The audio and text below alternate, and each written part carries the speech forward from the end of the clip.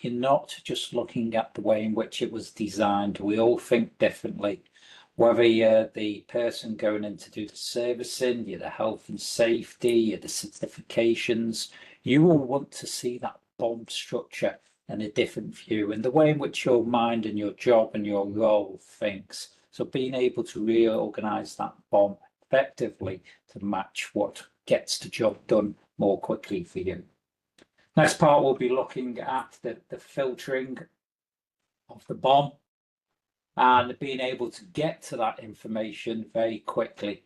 And whether that's graphically, as we can see on the left-hand side here, but also using the filtering technology that we've got there to really drill down into the BOM and to get to the information. And then not finally, but looking at the visualization side of it outside of Teamcenter, we create all of this lovely information, whether it's from CAD requirements, wherever within Teamcenter, we're being able to visualize that and making best use. So this is all about making best use of the BOM and understanding it throughout the entire process. And then I'll also be looking at, well, how do we follow that BOM? I've mentioned that there are multiple BOMs within Teamcenter, but how do we actually see them? How do we get to them within Teamcenter? So the agenda for today is, as I've said, the making of the BOM, creating, visualizing, configuring, following that digital thread. The second part, we'll be looking at the enterprise BOM. Why more than one BOM? So design BOM to engineering BOM, I'll be using as an example. Looking at partitions and filtering, visualizing visual reports, and then finally, if we get time, I'll be talking about Product Configurator. So lots of capability and lots of solutions. And the reason I'm going through all these solutions is so you can solve problems, so you can get the work done, you can apply the right capability to get your work from where it is now to where you want it to be. So what is a BOM? It's just a parts list, isn't it? Well, it's more than that, obviously. It's a bill of materials, but it also contains all of the information for design, engineering, manufacturing, service, and as the as-built. Capturing all of that information at each stage throughout the digital thread and making sure the information we capture at the design phase is passed forward and is passed forward at any point within this process is crucially important to a successful product. And additionally, that closed loop, bringing back the information from the as-built right back to the start. If we've got a problem when it's in service, we need to know about it. And we need to be able to make those changes and put them into the BOM structure so we can push that forward and get a better product. To be able to do that, there's a lot of capability within Teamcenter.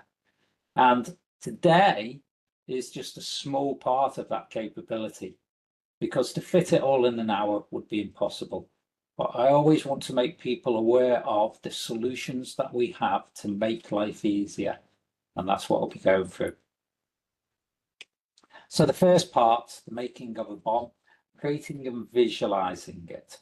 So within here, I'm going to show you what a BOM looks like. Thought that'd be a good start. But also, really going back to basics and say, well, this is how we manually would create a BOM within Teamcenter. This is what a BOM structure looks like, and maybe even putting some effectivity on there as well. So the first part of it is to create the BOM. So this is a video of that. What I intend to do is show you live. I always like showing the product live. It's far better for when we can pause and actually see what's going on.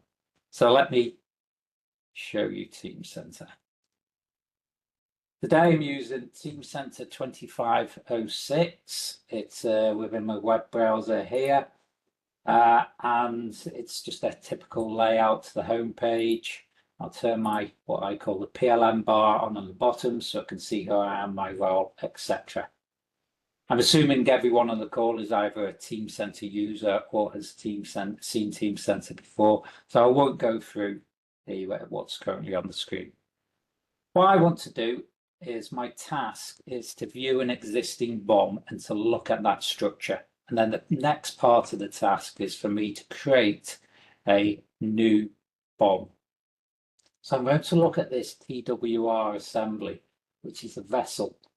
And I'm particularly interested in the visualization side to start off with. On the left-hand side, we've got the BOM structure. So here you can see it's an indented structure that contains all the various parts, the sub-assemblies, and it's my way of organizing that BOM. As a designer, typically, this is the way in which I would organize it. On the right-hand side, we've got our visualization, and we'll be looking more at this as we go through the presentation. Having the visualization is really important because it helps to guide me whichever step of the process I am within that digital thread. As an example, if I'm interested in the piping because that's my particular role or what I've been tasked with, I can then drill down to that information. And you'll see whenever I select something on the left-hand side, it's also selected on the right. And likewise, if I select a component on the right, it drills down into the BOM structure on the left. It's making life easy for me. So let's start right from the beginning, and I'm going to create a new item. So the task that I want to do now is starting that BOM. I'm going to do an example where I'll say it's a motor. And I'm going to build this BOM structure up. Now, typically when you're building a BOM structure up, I would imagine you're either doing this in CAD. You may have some integrations that are bringing the BOM structure in, or you may have you may be using Excel because you can construct an Excel spreadsheet, put the relevant information in there, and then you can import that into Teamcenter to create your CAD, your BOM structure. Don't worry, I'm not going to create an exhaustive BOM here. It's just an example. So we'll put a few parts in here. I'm going to use one of these as an assembly, and we'll just put a spindle in there. So they're the top level BOM and the various parts within here. With the case, I'm going to put a sub-assembly, so create a sub-assembly. So that will be the sub-assembly, and now I'm going to put the children in there. We'll have 3 different cases in here: an outer, an inner, and a spindle, and a special.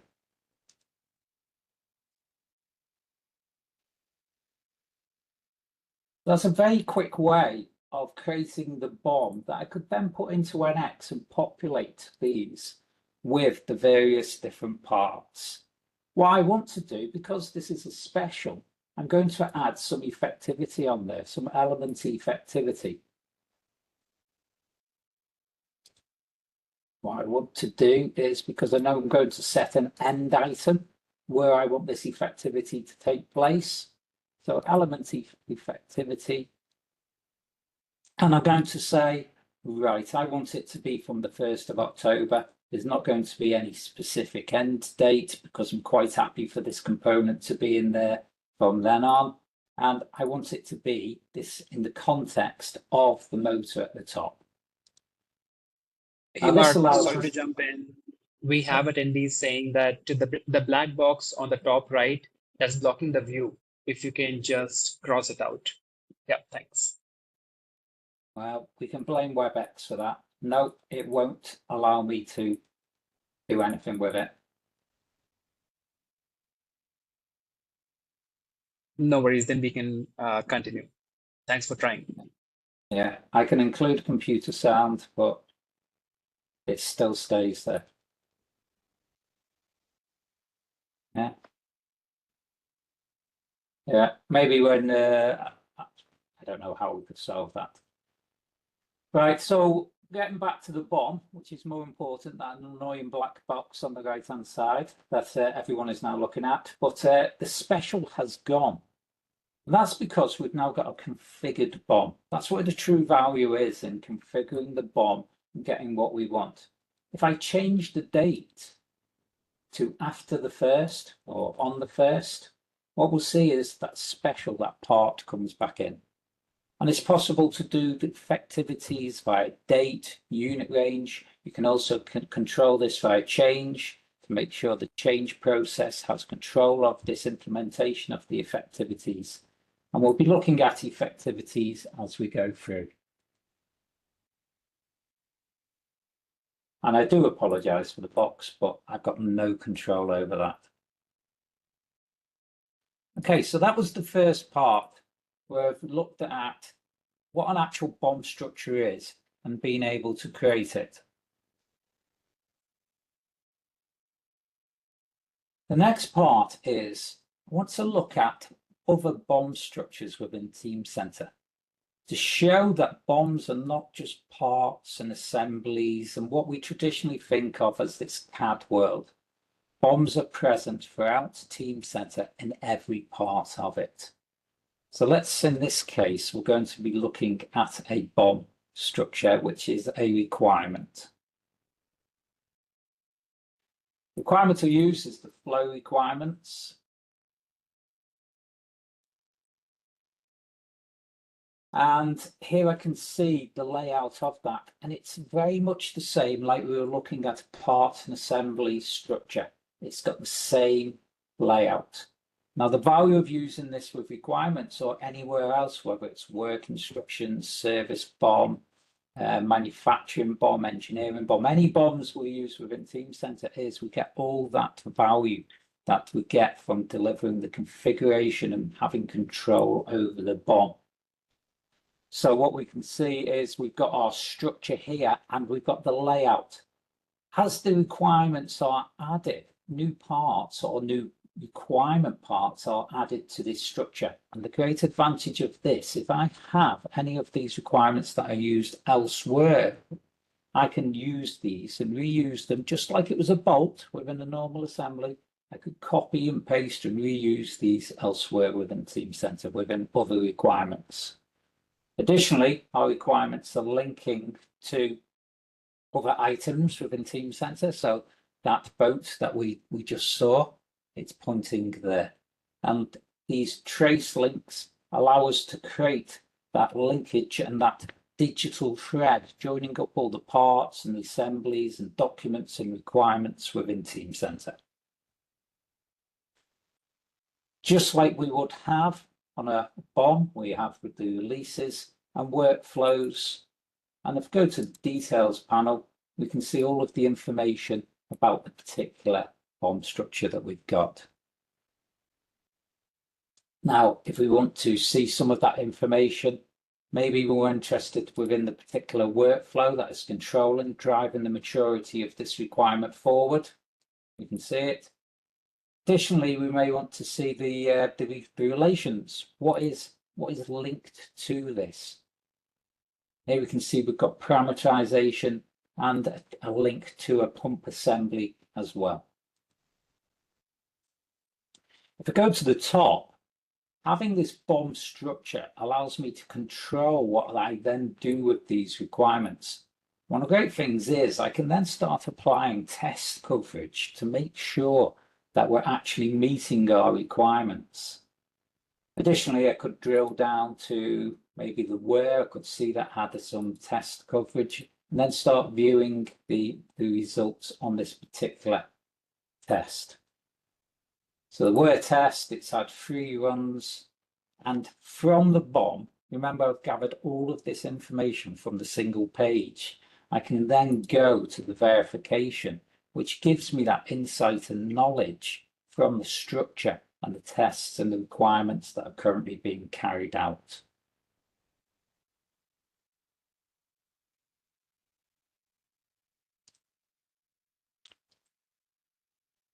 So that was looking at BOMs within different parts of Teamcenter. And that's relevant for whether it's the design BOM, the E-BOM, the M-BOM, the M-BOM, the S-BOM. We've got lots of BOMs.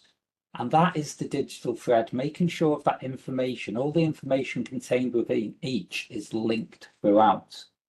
Now what I want to show is looking at the reporting we have within Teamcenter. I'm going to be using active reporting today, which is out of the box and available to all. And extracting the information from that BOM structure is very easy. This is what delivers us true knowledge about the products that we're looking at. So the particular example I'll use is this motor differential that we've got. And I can see that it's got lots of approval statuses.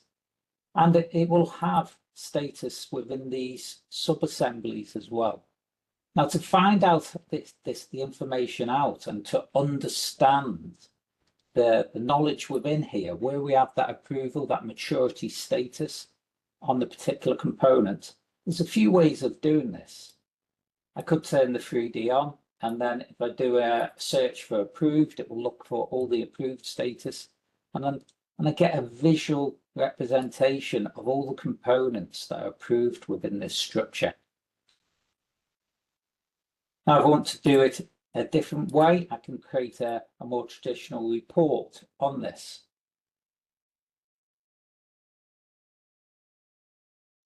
Generating the report, I may want to look at, as we say, the assembly status. Now it drills down into that structure, all the sub-assembly levels, and I get a full report of all the status of everything within there. Now, the great thing about the reports is any of the metadata that is included within the report, I can now modify. So what does that mean for me? It means that I now don't have to find the part within what may be a complete or complex product structure. I can find the parts that are of interest to me, perhaps because it's at an approved or an accepted, or it's got no status on at all. I'll be able to modify that information and edit it within the context of the report. And additionally, if wanted, I could export to an Excel. Other reports that I can do within here, and now this is getting in my way because I can't get to my commands. So I'm just going to pause the screen just to see if I can do anything about that.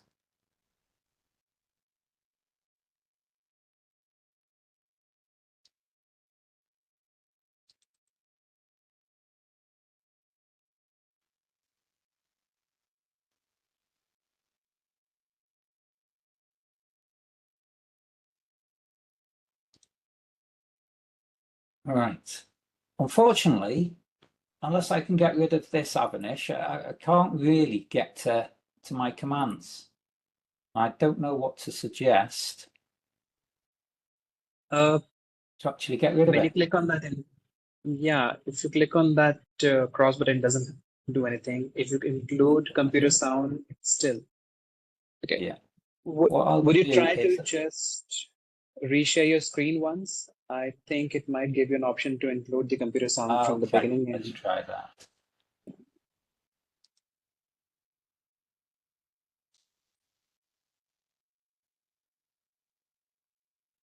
Let's try again.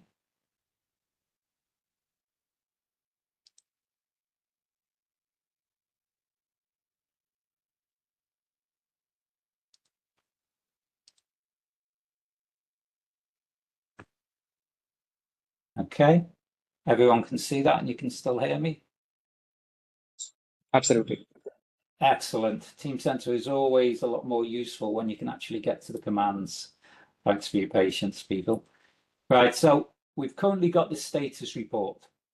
Now, remember talking about the digital thread and the knowledge that we can get from the BOMs within that.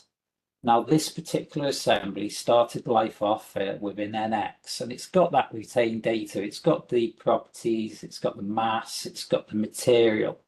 So rather than me going through the entire structure and looking at the materials and all of that information, I can create a new report and get to the information that is contained within the BOM structure. So always remember that you do have the ability to navigate and interrogate your BOM structures and get the information out.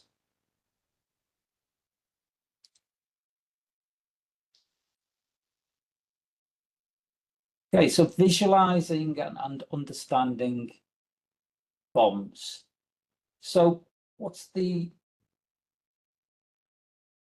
What's the, we do all of this work within NX or any CAD system. And when we put it into Teamcenter, we have the ability to create what we call a direct model or a lightweight file. And it's a representation of that CAD data. Now, when we get into Teamcenter, it's not just so we can have a pretty picture and do a bit of 3D scroll rotation. It's so we can mark that up, we can have discussions with others, we can cut sections, we can do measurements. Everything that we're seeing on the screen now is really important that we take advantage of the BOM and get the best value out of it.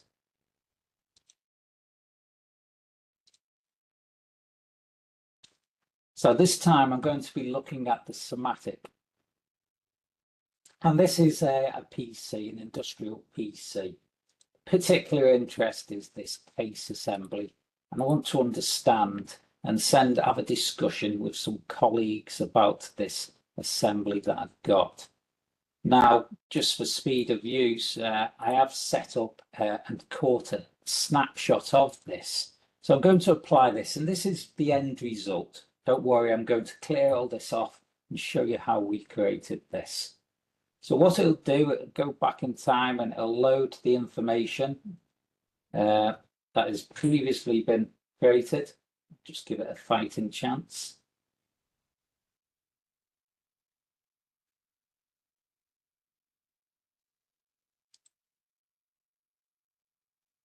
There we go. So rather than we go to that gallery, I'll just create it. So the first thing I want to do is create a section. And the job that I want to do is to get to the information inside and to see if we've got any clashes and inform the colleagues and have a discussion with them about what's going on and the areas of concerns that we've got. So once we've created the section, I'll then be wanting to put some markup on there maybe. And also remembering what I quite like is for when I'm creating documents, so I want to show people the particular components that are of interest. I'll do this explosion of the entire BOM, and this works at any level. There we go, center that. Now, the next thing I want to do is add some markup, and maybe we've got a particular problem with a certain area within the BOM structure. So rather than sending an email to someone or an ad hoc conversation, let's put it on the actual location where we want to have these discussions. So putting the information there that is then linked to that particular service. And maybe I've got a problem with this particular serial port here. So I can put my circle there, move it over, and we can even add it to the properties of this because we'd want it red if there's a problem there and make it really identifiable. And then the last thing I'll do is maybe we want to put some measurement on here and we're interested within this plug and communicating that. And here we've been able to capture all of the information. Now it's not just within this particular configuration of this assembly.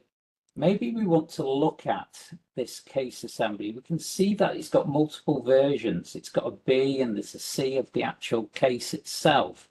And I want to understand visually, well, what are the differences? And it's with having the BOM and the access to that information that I can now compare those structures and delve a bit deeper into that structure without having to interrogate every single part within there.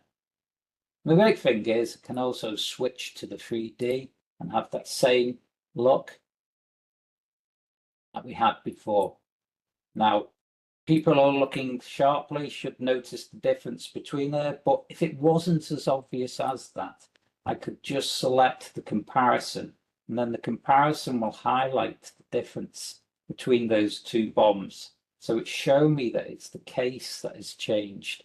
The position of these vent holes have been moved. So the ability to do visualization is more than just that cutting a section and a bit of shady spin. It's so we can interrogate the part, drill down to the issues that we have, identify those issues, but also identify the fixes that have been put in place.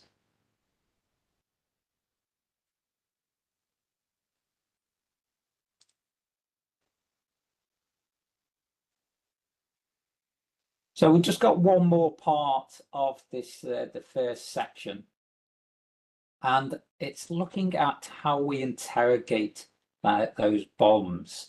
And often we get asked, well, if I have got that visualization, how do I then get to my document? How do I get to my schedule?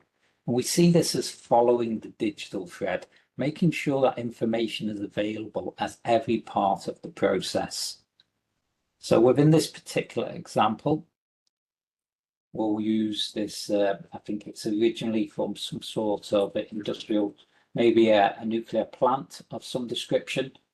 And I'm particularly interested in these heat exchangers. I've been asked to find the schedule, the requirements and documentation that are related to these. Now, I'm not very, might not be very familiar with this particular assembly. So having a look at it and being able to interrogate it visually will be a great help for me to dig in and get the knowledge from it. So the first thing I want to do, well, we can't see much because it's all covered up. So I want to find out where these outer walls are that within this assembly, and I can turn them off. This allows me to drill down to the information that I'm actually interested in. And it's these heat exchangers. So maybe first of all, I'll create a section and we'll have a look at what's inside. Now remember, with the sectioning, we can just drag this, create the section.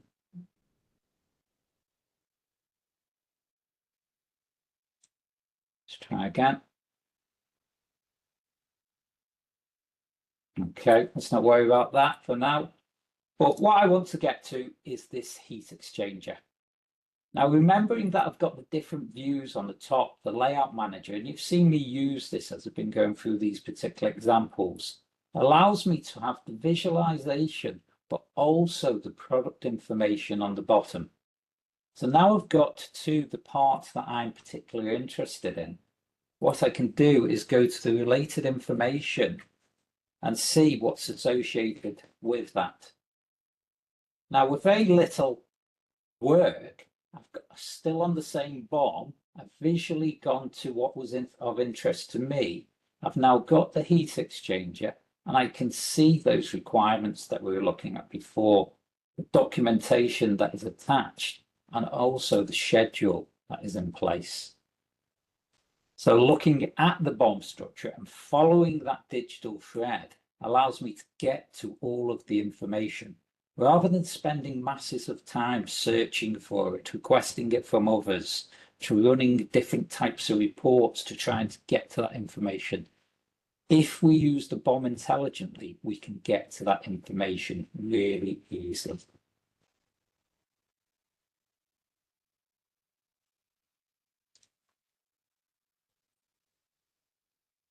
Okay, and then just to show you that and show you how all of these BOM structures are connected, just going to finish this first part off with the example that we've got here. And I'll show you that. And this is just doing a simple navigation. Now what we've got here is the start of the BOM. This has been designed within CAD. It's a design representation. Now, whenever I select the relations, not everyone may use this. So I'm just going to point out that these relations are showing me the BOM itself and all of the components that are within it.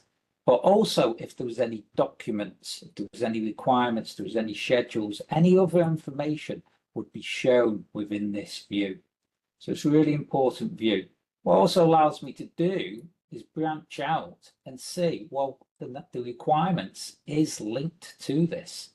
And also, we've not just got the design BOM, we've got the engineering BOM. And this is what we're going to look at next, why we need both of these. This would typically be used by the CAD and this would typically be used by the business. Branching this out, we've got more BOMs that are related to this. We've got the service BOM and also we've got the M BOM. So the manufacturing BOM and the service BOM. So the manufacturing BOM will contain two pieces, the BOM assembly, the bill of process, which is also a BOM. And the service BOM, I would imagine it to contain two different parts, which is the service plan, which is a BOM. These are the instructions, how you service this particular item, and a physical part that has been created from the service BOM. So within that screen, we've got that digital thread, following it from the original design to the engineering, the requirements, the MBOM, the service BOM, service plan, and the serialized parts, and also the bill of process. So Teamcenter is delivering at every point within that process and giving access to those BOMs.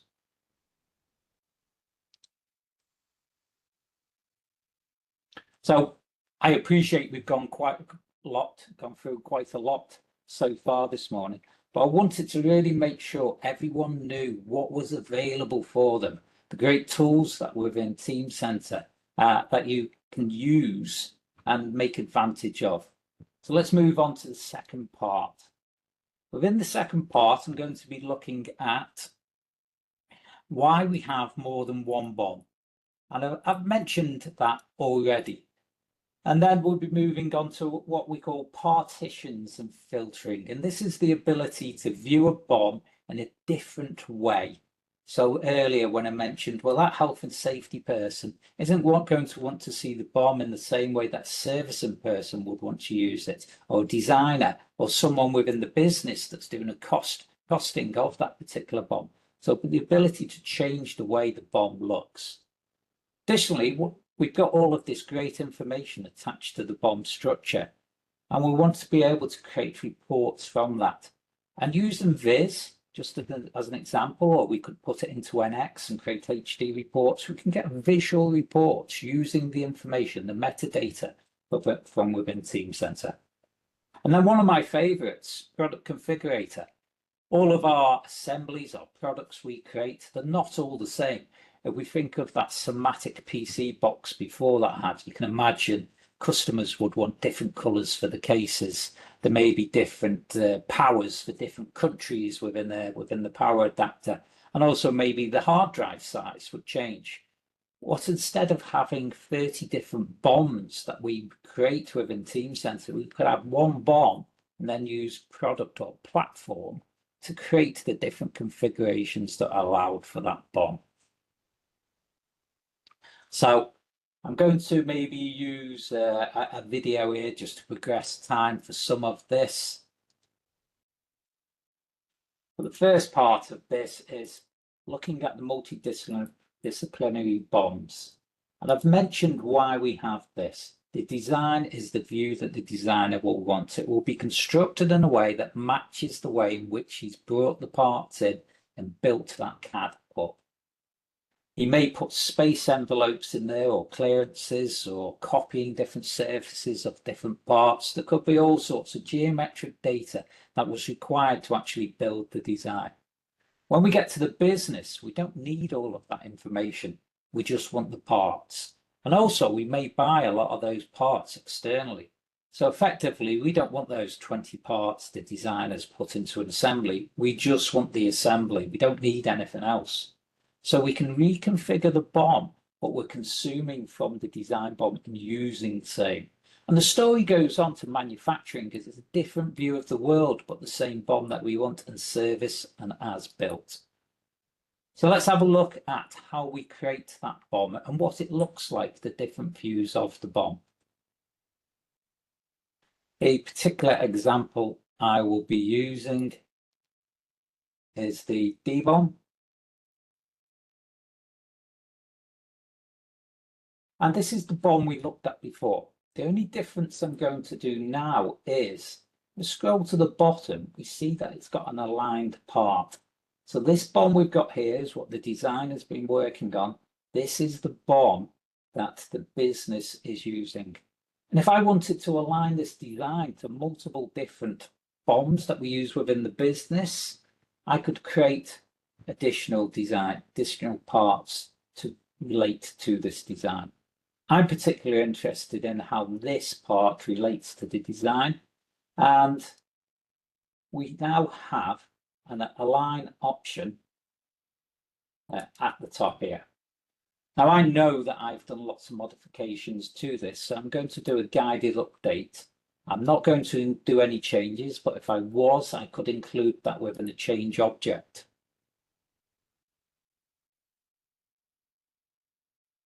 And what it will do is look at all of the consumed parts here and all of the parts here and the difference between these two structures.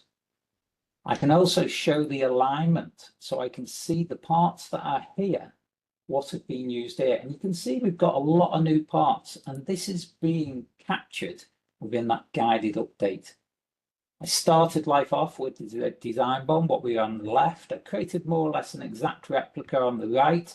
I've repositioned the different parts within here.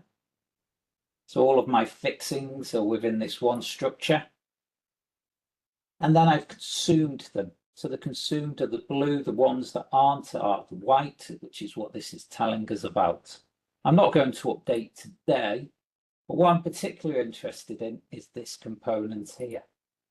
So it's telling me that the part has been updated on the left-hand side, and maybe I want to do something about it. So a new revision has been created on the left-hand side of that related part. I could just say, yes, go on, update it. I'm quite happy with that. Or the wiser person would go and have a look at what's being done. And I could either set that old version to be the primary, or I could then instigate a change and deliver what was actually required. So pressing on. Next thing I want to look at is understanding BOM and the structure for the process. And this is really looking at the different partitions and the different view of the world that we can have within any assembly. So very quickly, if we go back to our TWR, we've seen the design structure and the way in which this looks.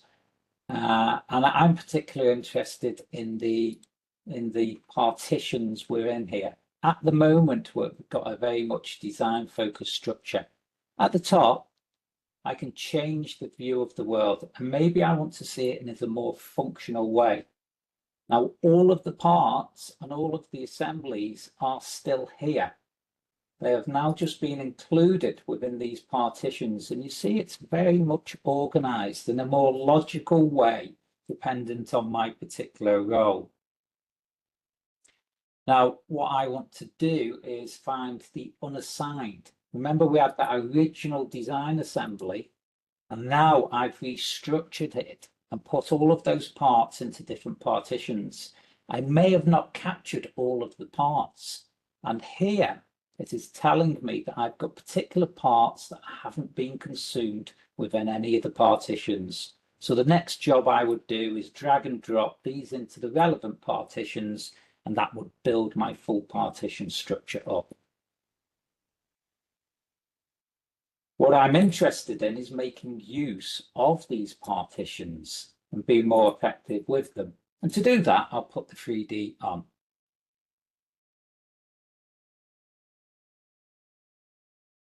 And this is quite a large assembly. It's 10,000 components, so it takes a couple of seconds to load, but it's quite quick. That is really quick for the number of components and detail of the geometry within there. Now, the great thing I can do here now, any of these areas that I'm particularly interested, maybe the HVAC, I can see the HVAC throughout that entire vessel. That is what I'm interested in, would be my view of the world. And likewise, the piping. I can now drill down to that and look at what I'm particularly interested in. Maybe I'm only interested in that particular piping.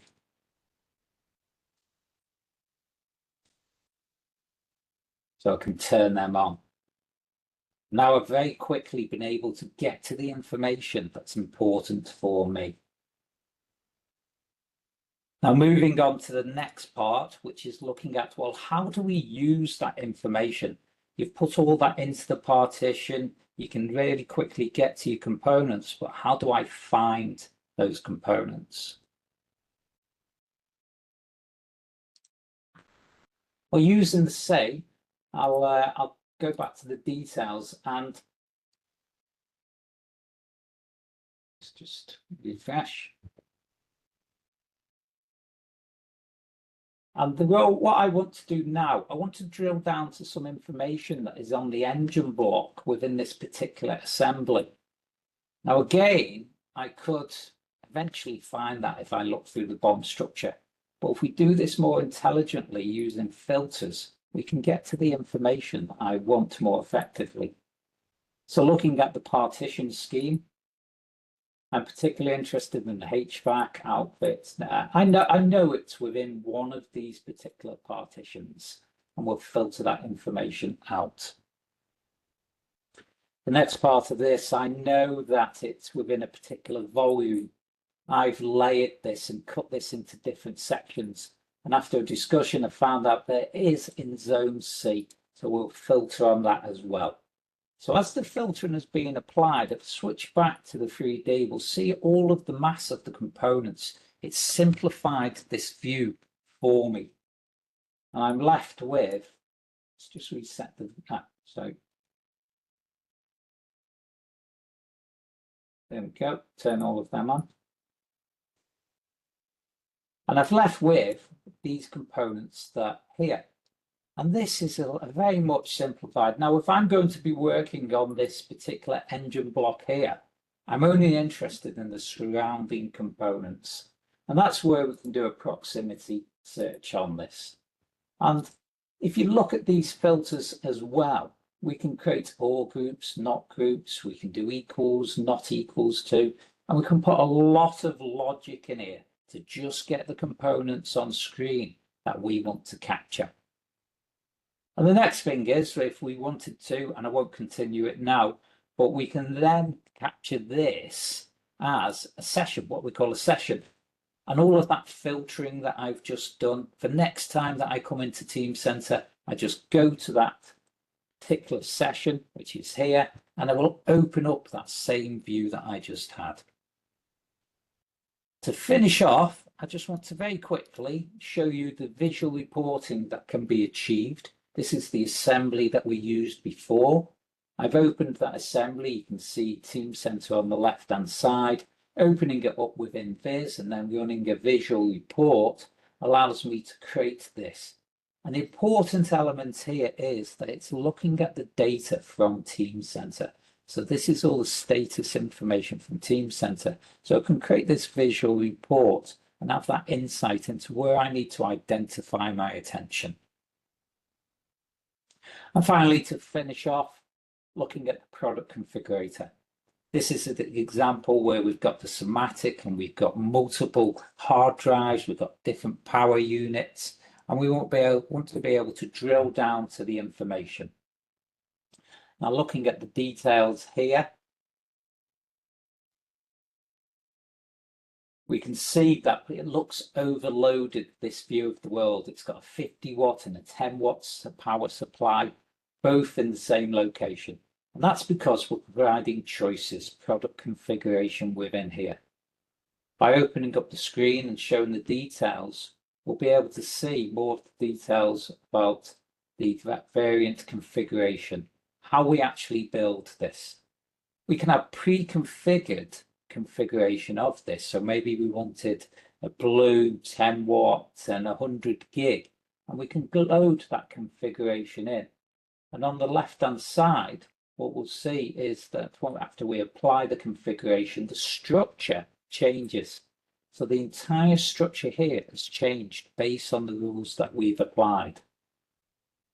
Now, the logic and how we can do this is we can either do a guided approach where we manually pick the different components, as is happening here, or we can have saved variants that we apply at a later stage.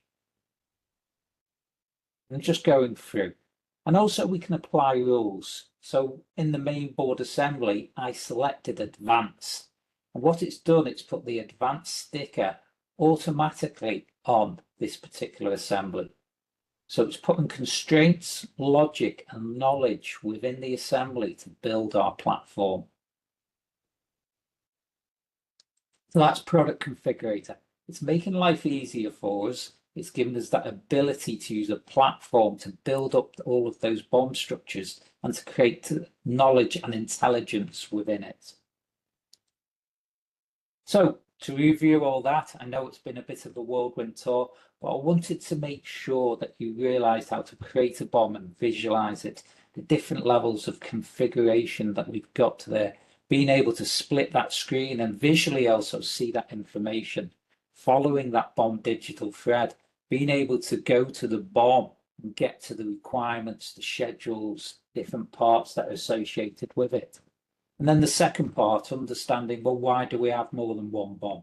Looking at that design BOM to the engineering BOM, the two different views, same assembly, it's using the same parts. There's no replication there, it's the same parts. The information is linked though. And then once we've got that BOM, being able to filter it and apply the partitioners so we can see the structure in a different way.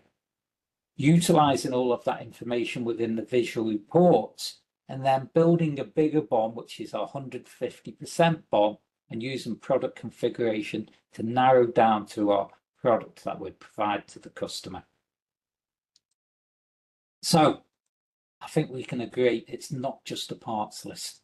There's lots of information contained within the bill of materials, that BOM structure, and using that BOM and the solutions and capability that are out there really deliver value to you as our customers. Pass back to you, Avinash. Thank you so much, Mark. That was great. It gave us an in-depth knowledge of BOM. Of course, it requires much more time, but we were able to cover quite a lot in the 1 hour that we had. So everyone, we have 10 minutes left and we have our question and answer panel opened up. If you have anything that you would want to ask Mark regarding BOM in Teamcenter, please go ahead. Mark, there is a question which says that any use case example of NX arrangements with Product Configurator? I would have to take that question away. I'm not an X person to the depth that I would have looked at that, but we do have the expertise, and I'll get back to you on that one. Sure. I'll get that question in my list and we will email the answer to the audience. Anything else? Yeah. So another one which says that how much of what was demonstrated is out of the box? Well, there's two parts to that question. We can split that up. Everything was out of the box, and all of those solutions are available to everyone that has Teamcenter. I think the true question is, which licenses do I need? And yes, you will have to buy new licenses and maybe additional licenses to get some of that capability. But things like the reporting that we've shown and the ability to configure the BOM and apply revision rules to it, and the creation of the BOM and the visualization, all of that is out of the box and is included within most customer installations. But when we get to things like requirements, yes, if you want to use a requirement BOM structure, you're going to need a requirements license. Additionally, when we look at the MBOM to the EBOM, I know that that is additional license, and partitions, smart indexing. So two parts to that, but all of that is out of the box. I've not changed anything. I've not done any code modifications. It's an out of the box installation of Teamcenter 2506.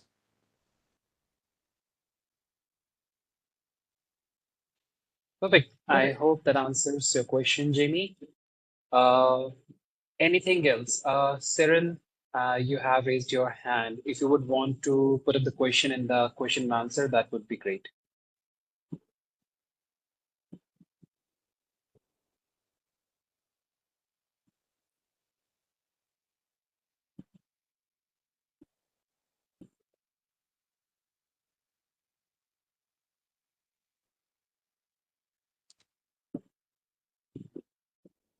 I can't actually see the questions, Avinash, so you're going to have to read them out. I'm on top of it, so I'm just waiting if Cyril is going to put in the question and answer box. I'll read that out.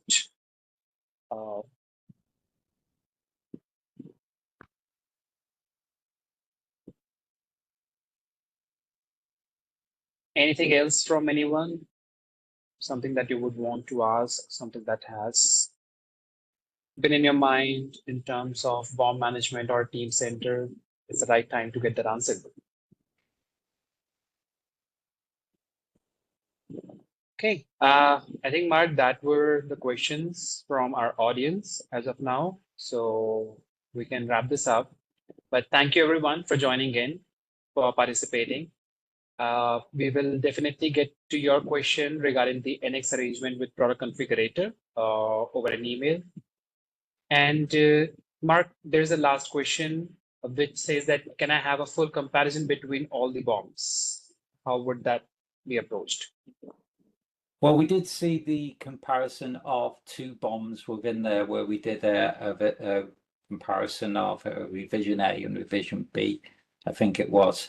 So the tools are available, so you can compare BOMs. In the past, I've also used Teamcenter reporting and analytics, which allows us to do a deeper comparison at every level. So a comparison could be that I want to look at two structures and see all of the specifications, all of the requirements to link to all the individual children within that. Doing a BOM comparison, as we saw before, is going to tell me the children that immediately attach to the BOM. But if I want more analytics and more information, reporting and analytics would be the right way to go. Okay. Great. Another question that the Teamcenter that you were using to demonstrate, that was 2506, right? Yes, that's correct. Okay. Hope that answers.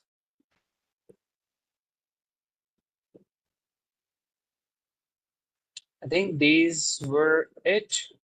Perfect. So thank you so much, Mark, and thank you so much, everyone, for joining and participating. We will have another TCX session very soon, and we will be able to share the agenda for that quite prior to the event, to the webinar date itself. But we will see you soon again. Thank you so much.